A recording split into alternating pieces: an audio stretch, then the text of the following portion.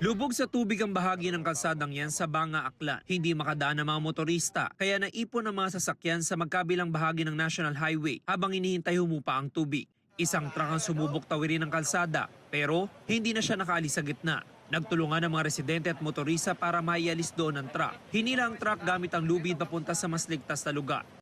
Nakaranas din ng baha ang ilang bahagi ng Tagbilaran, Bohol. Ayon sa mga taga roon, hindi kinaya ng drainage ang tubig, kaya bumaha sa mga mabababang lugar. Ayon sa Pag-asa, easterlies ang nagpaulan sa Visayas.